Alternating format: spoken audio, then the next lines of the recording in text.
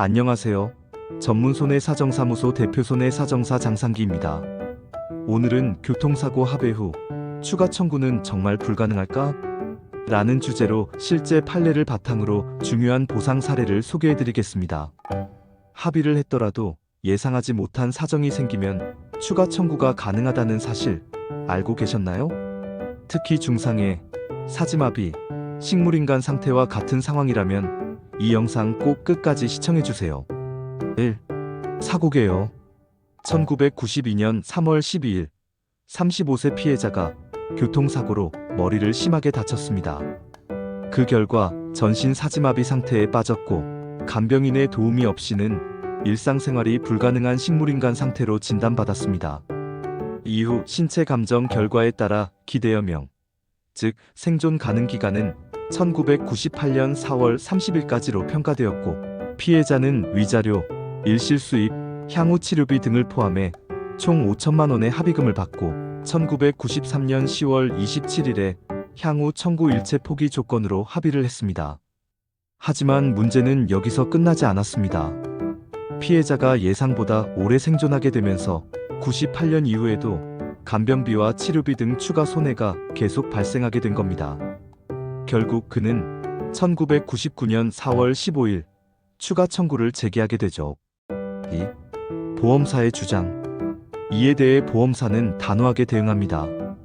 이미 모든 손해는 1993년 10월 27일 합의로 끝났고 3년의 소멸시효도 지났기 때문에 지금 와서 더 청구하는 건 안 된다는 입장이었습니다. 정리하자면 이미 합의했고 손해배상 청구 시효도 지났다는 이유로 추가 손해는 인정할 수 없다는 주장이었죠. 과연 법원은 어떻게 판단했을까요? 3. 대법원 판단.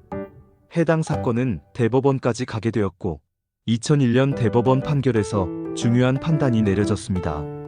첫째, 당시 합의는 피해자가 1998년 4월 30일까지만 생존할 것이라는 신체 감정을 전제로 이루어졌고 둘째, 예측과 달리 피해자가 생존하여 손해가 계속 발생한 것은 합의 당시 예측 불가능한 상황이라는 점에서 셋째, 그 이후에 발생한 간병비, 치료비 등은 초기 합의의 효력받기라는 판단을 내린 것입니다.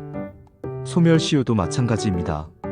피해자가 실제로 손해를 입은 시점, 즉 1998년 4월 30일 이후를 기준으로 3년 이내인 1999년 4월 15일에 소송을 제기했기 때문에 시효 역시 완성되지 않았다고 보았습니다. 4. 장손사의 조언.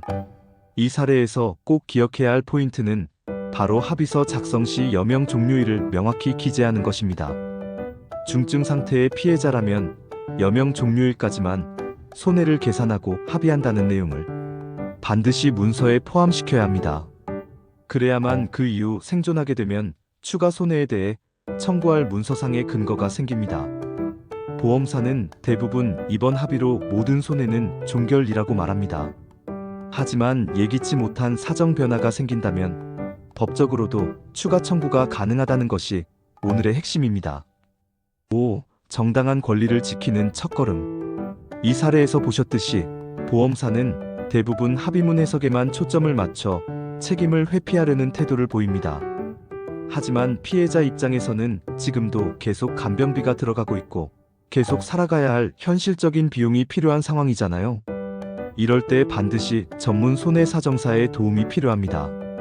합의 당시 어떤 내용을 어떤 방식으로 기재해야 하는지, 지금 상황에서 추가 청구가 가능한지, 소멸시효는 어떻게 계산되는지 등 이 모든 부분은 전문가의 분석과 개입이 핵심입니다.